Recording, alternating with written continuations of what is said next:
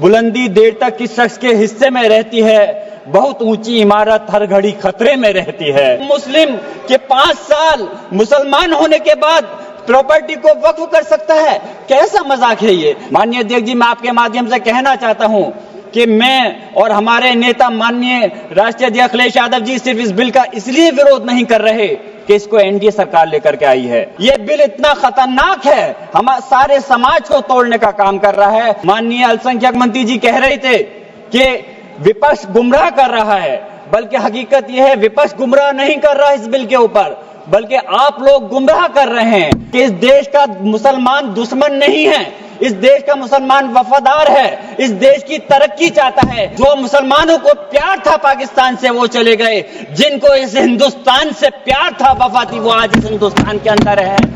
माननीय अध्यक्ष जी, आपका बहुत बहुत शुक्रिया कि आपने मुझे इस महत्वपूर्ण बिल पर बोलने का मौका दिया और मुझे उम्मीद है कि आपका संरक्षण मुझे मिलेगा कि मैं अपनी बात को मुकम्मल कर सकूं।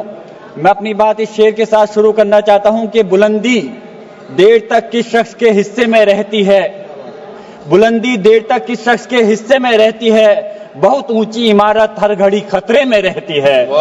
माननीय अध्यक्ष जी, आज मैं इस सदन में वक्फी तरमीमी बिल 2025 के खिलाफ अपनी बात रखना चाहता हूं।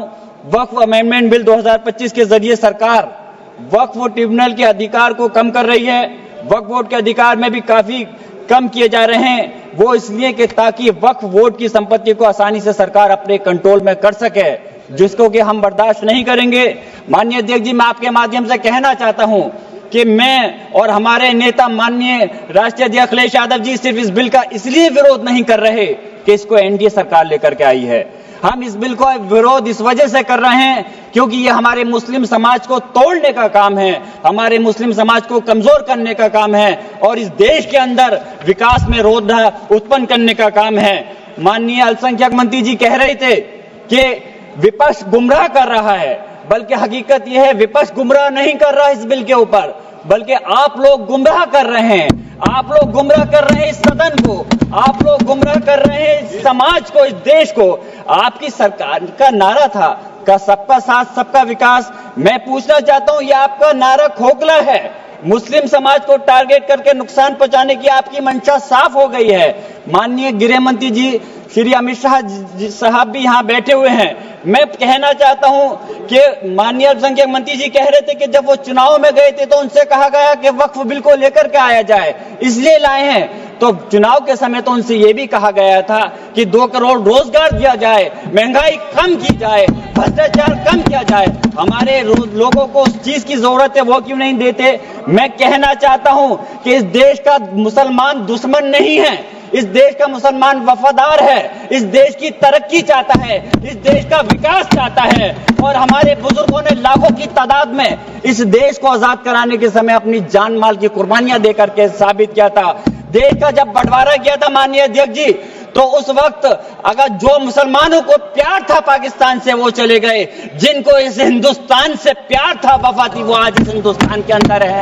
हम इस देश के दुश्मन नहीं, हम इस देश में नौकर भी नहीं हैं, हम इस देश के मालिक हैं और हम चाहते हैं कि सब लोग मिलकर के, सारे धर्मों के लोग मिलकर के इस देश की तरक्की की बात करें।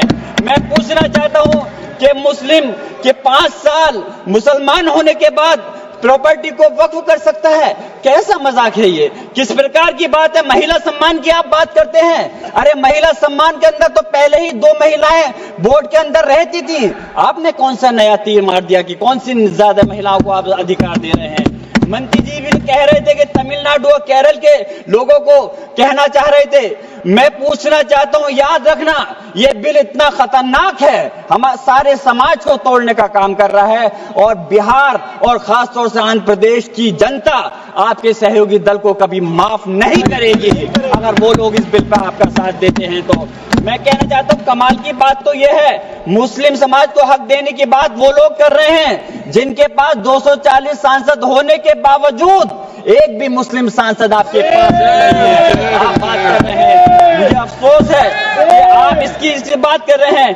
सत्ता पक्ष के लोग मुसलमानों की तरक्की की बात कर रहे हैं। आपके मुंह से ये बात अच्छी इसलिए नहीं लगती, मुसलमानों को उत्तर प्रदेश हो या हिंदुस्तान का कोई सा हिस्सा हो, उन्हें नमाज पढ़ने से दिक्कत है। माननीय अध्यक्ष जी, बस मैं अपनी बात खत्म कर रहा हूं। अजान से दिक्कत है, मदरसों से दिक्कत है, मुसलमानों के कारोबार से दिक्कत है, मुसलमानों की स्कॉलरशिप को बंद कर रहे हैं और उसके बाद वक्फ के माध्यम से मुसलमानों को हक दिलाने की आप बात कर रहे हैं। मेरा कहना है कि क्या देश में माननीय न्यायालयों के अंदर पहले से मुकदमों की कमी है जो नए इस बिल को लाकर के नए जन्मों को विवाद दिया जा रहा है? आप वैसे तो संवैधानिक प्रक्रिया पर यकीन रखते हैं, आप कहते हैं कि संवैधानिक प्रक्रिया के तहत ही हर बूथ में चुनना चाहिए, तो मैं वक्फ बोर्ड के अंदर क्यों आप नॉमिनेट करके सदस्यों और अध्यक्ष को नॉमिनेट करके सरकार के कंट्रोल में रखना चाहते हो? मैं अपनी बात खत्म करते हुए मैं सरकार से कहना चाहता हूं आपके माध्यम से माननीय अध्यक्ष जी कि इस बिल को वापस लेना चाहिए।